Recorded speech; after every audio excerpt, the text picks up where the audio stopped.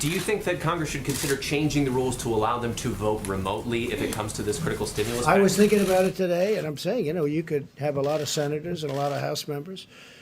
I spoke last night with a very, very good man who happens to be in the House, as you know, and he's just started, and he tested positive. So you could have a large number of people in there from Congress. You could have between House and Senate. You could have a large number, and I think it's something. At least, I mean, I fully understand why you should be there. I think it may be a constitutional reason why you should, but we could be in a position where I would certainly be in favor of it, where they could vote from a certain outside location. I would be in favor of it. I was thinking about it today. I mean, we could be in this, look, with what's going on, nobody's ever seen anything like this. You could have a lot of people in there from Congress. And it would certainly be, they may tell me there's a reason constitutionally, and there may be, but I would be totally in favor of it on a temporary It basis. does seem like negotiations still have a ways to go in the stimulus Yeah. package. Are you concerned about the timing at all and the Well, message it sends? we have an interesting thing. We all want to get to the same place, but we have different. We want to, and I just wrote this down just a little while ago. We want to protect the worker very much. So do they. So do the Democrats. We also want to protect the worker through their companies. We don't want to necessarily. We're going to help the worker anyway, but ideally they can go back to one of their great companies. You have great companies that are in financial trouble now, and we need money to help those companies so they get back into where they should be, health. Most of these companies 4 weeks ago were having the best year they've ever had. Last year was the best year, almost all of them, other than Boeing, which is incredibly had problems, big percentage of GDP. But we have to be able to work with Boeing. Boeing was a great company and will be a great company again, I think, shortly. So we have to work with the companies, and they don't want to do that. It's crazy. They don't want to do that. I don't want stock buybacks, so I don't know where the problem is there, but I know that's one of the things that they're talking about. I do not want stock buybacks. I don't want to give a bailout to a company and then have somebody go out and use that money to buy back stock in the company and raise the price and then get a bonus, okay? So I may be Republican, but I don't like that. I want them to use the money for the workers. I want them to use the money for the company, to help the company in the airline business, to take care of their planes and all of the things they have to do, including buying new planes. But I don't want stock. I don't want to have any stock buybacks. The Democrats are with me. I don't know what the problem is on that one because I can't imagine that is too tough.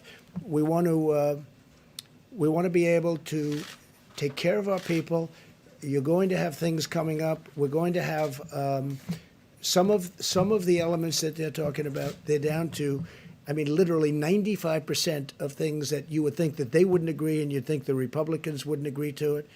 And unemployment, as an example, is one of the things they talk about, and unemployment insurance.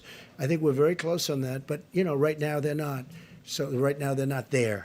But I think that the Democrats want to get there, and I can tell you for a fact the Republicans want to get there. And I don't think anybody actually has a choice. It's a bold package. It's a big package.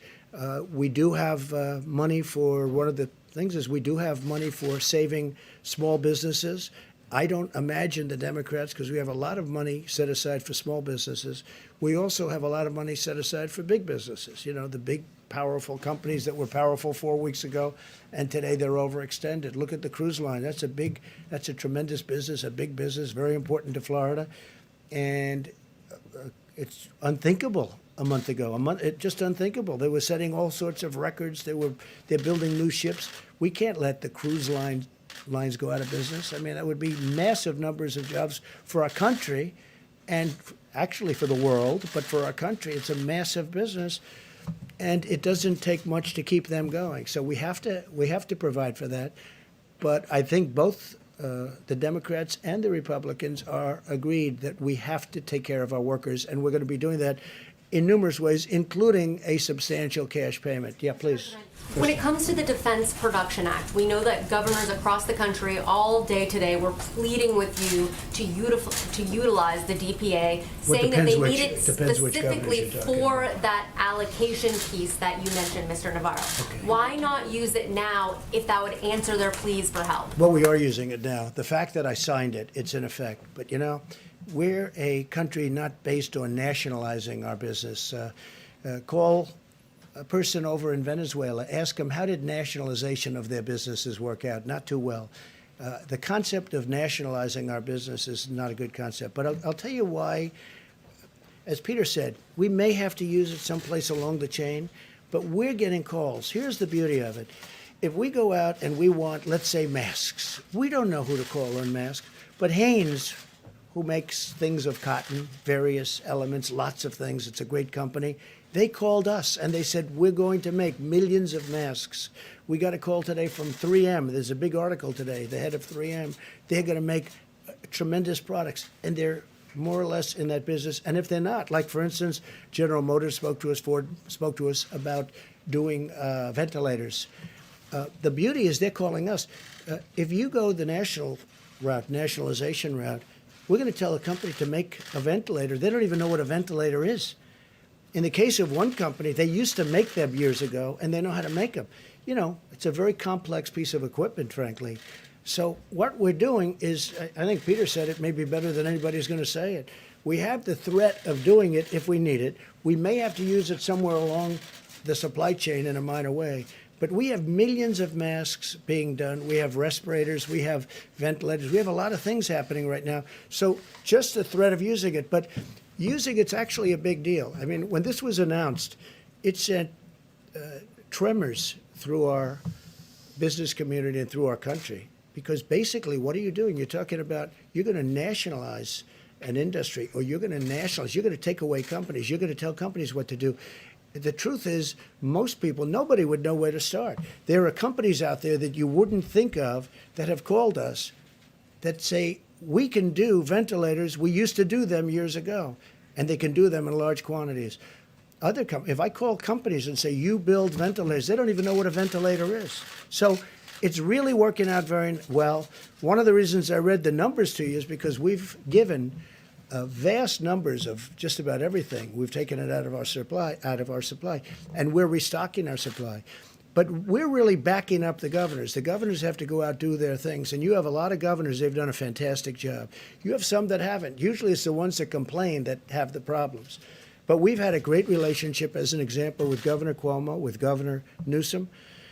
We've had a great relationship with the state of Washington. Those are three hotbeds. Now, we're also dealing with other states. As the Admiral said yesterday, we're dealing with all of the states, actually, in one form or another. Some are very affected in a very minor way, where you have 2 people or 3 people. And I don't even mean deaths. I mean literally cases. And that's different than New York, where you have, tremendous, where everybody, I lived there for a long time, everybody's extremely close, tight. And you have a lot of cases in New York. And we're helping Governor Cuomo. We're helping Governor Newsom. They've been total gentlemen. They want to get it done, and we want to get it done. But doing it the way we're doing it is much better. It's really much better. But in terms of I'm asking about the supply chain. It's about allocation, not about manufacturing. So the companies, it's not about nationalizing the companies, it's about the allocation. We coordinate with the states, and we are coordinated with the states. And for the most part, the coordination's been very good. Look, 3 days ago, I had a phone call with all the governors. I actually allowed the press to stay. They weren't supposed to stay. And one person in the media said, that was surprising. It's actually a little risky doing that, because we had Democrats and we had Republicans. And, they're politicians, and they always have something to say. Well, I took a lot of calls, and we really didn't get one nasty or bad response. They were thanking us for the job we did. And I had the press standing. I don't know if you were there. I don't think so. I had the press standing there watching. They weren't supposed to be there, but I said, let them stand there. The governors were very complimentary, very, very complimentary. And I watched over the last few days Governor Cuomo. I watched Gavin Newsom in California. I watched both of them, and they've been, very complimentary. And those are really the hotbeds. And so we want to keep that going. I'm very proud of this country, and I'm frankly very proud of a lot of the politicians that normally we're fighting with. We have different views on things, a little different view. But we're going to get to the same place. We have different views, but we're going to get to the same place. Yeah, please. Yes, I wanted to ask if you're considering an executive order to free elderly, nonviolent criminals from federal prisons? We have been asked about that, and we're going to take a look at it. It's a bit of a problem. But when we talk about totally nonviolent, we're talking about use of totally nonviolent prisoners. We are actually looking at that, yes. And a quick I wanted to ask also, your administration eliminated a key position in China in July, a medical epidemiologist embedded in China's disease control agency, and it was just months before the first cases were spotted in Wuhan. So the question is basically why the post was eliminated and Well, I if that's could ask anybody. Would you like to take that one, Bob? But you know, this is just like all of the other stuff that not you, but that the press was asking. All of which turned out to be, we actually gave CDC more money, not less money. They said we defunded. It turned out it was more money. Every one of those things that were said were 100% wrong. And this sounds like another one of them, but anyway, go ahead.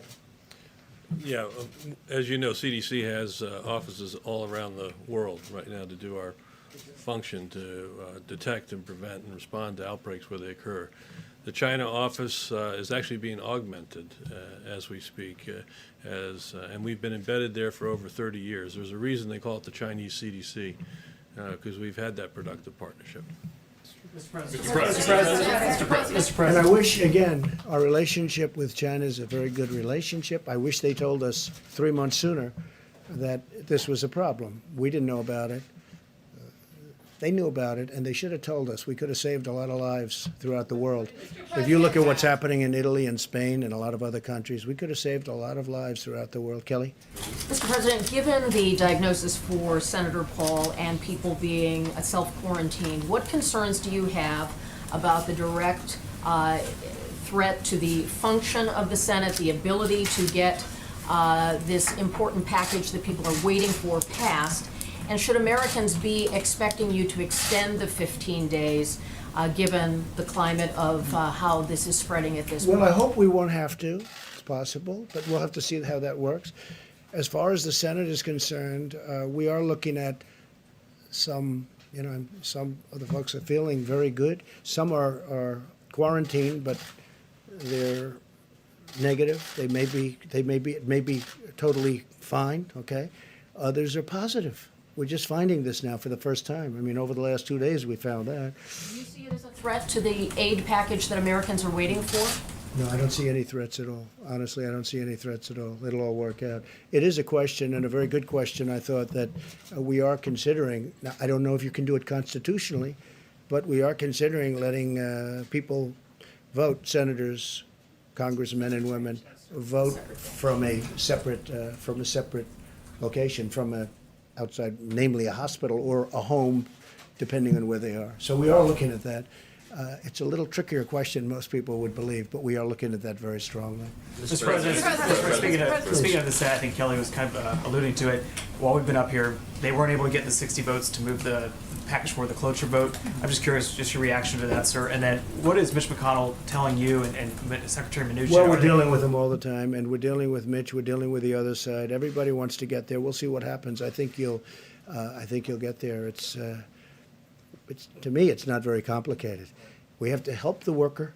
We have to save the companies, because as soon as we're finished with this war, it's not a battle, it's a war. As soon as we're finished with this war, our country is going to bounce back like you've never seen before.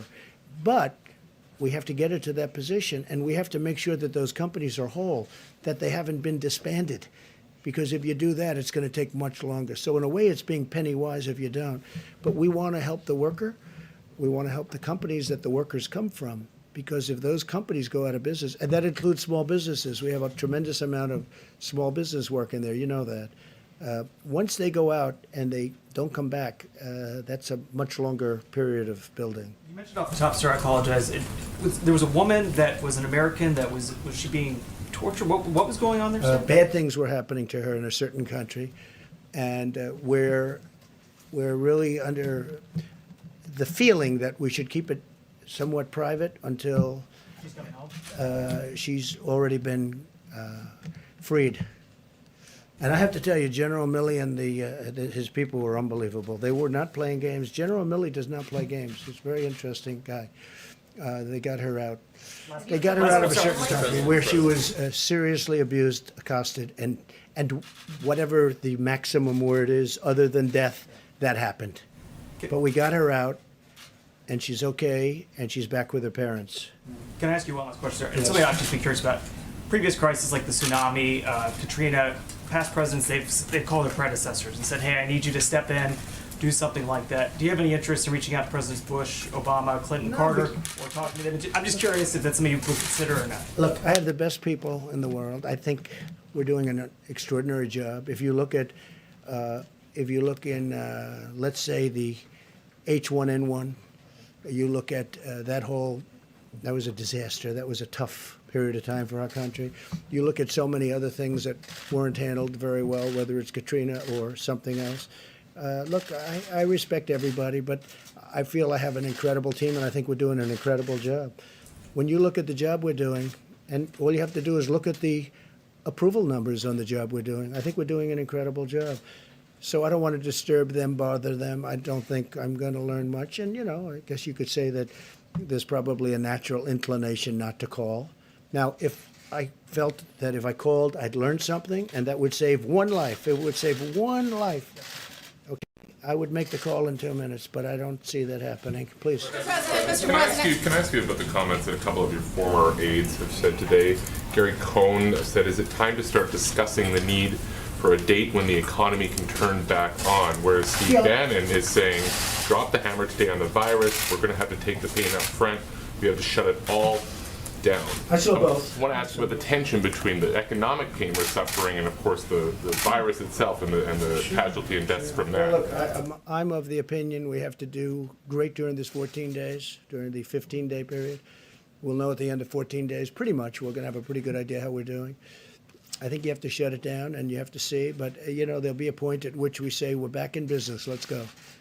That Those point two is coming statements sooner. are not mutually exclusive, you understand. I saw both of them today. Well, I think And they Steve Bannon's intermesh. arguing for more of a shutdown Well, than we are now. he's calling for a faster, just a brutal shutdown, and then open up maybe a little bit faster. So, there's that fine line. Look, we did a big shutdown when we wouldn't allow people from China that could have been very seriously infected, when we cut that off very early. And then we cut Europe off very early, as you know. So that was also very When do you start opening Main Street Well, back I up? can't tell you that. What I have to say is that I think we're going to have good results. I think the American people have been amazing.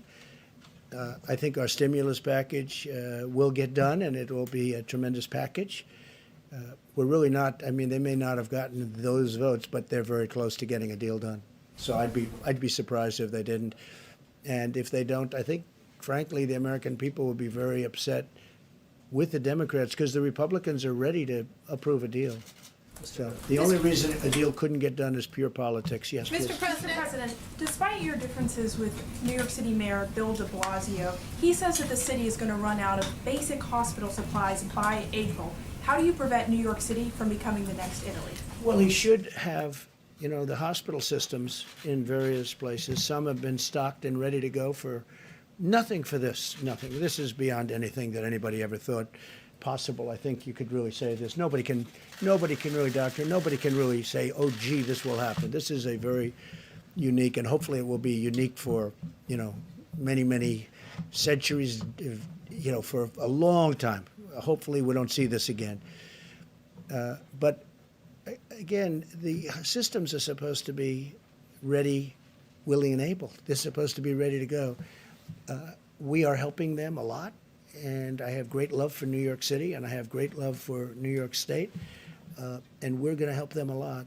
I was just saying, we're sending our ships up there. We're sending more than just this ship. We may be using, if we need, we'll be using some of the cruise ships that you've been reading about. We'll be using them also because they're very immediate and very quick. They can be there very quickly. We have good docking systems in the places that we're talking about. So we may be using some of the cruise liners that we're talking about.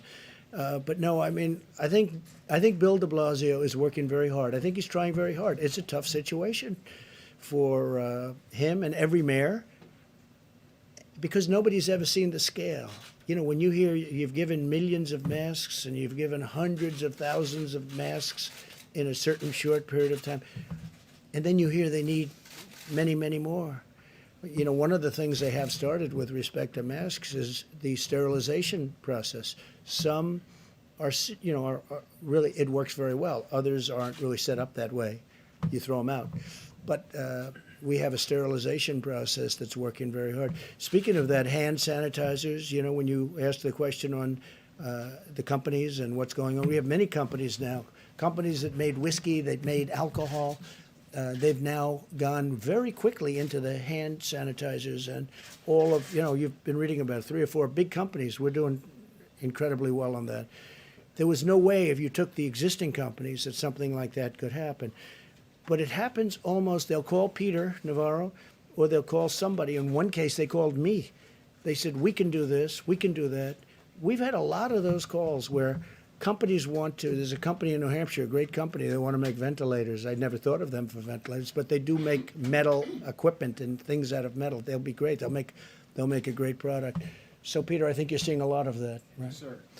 Yes, please. Mr. President. The bill that is being contemplated by the Senate right now has a fund that has hundreds of billions of dollars for the Treasury Department to use to bail out states and localities as well as specific industries such as cruises and hotels. Will you commit publicly that none of that taxpayer money will go towards your own personal Well, you know, every properties? time I do it, like for instance, I committed publicly that I wouldn't take the $450,000 salary. It's a lot of money, whether you're rich or not, it's a lot of money. And I did it, nobody cared. Nobody said thank you. Nobody said thank you very much. Now, I didn't commit legally, I just said, I don't want it. I don't want my salary. I work for zero. I don't want my salary. Nobody said, oh, thank you very much. But I guarantee you, if I ever took it, you would go out after me, you in particular, would go out after me like crazy. So I have no idea what they're talking about.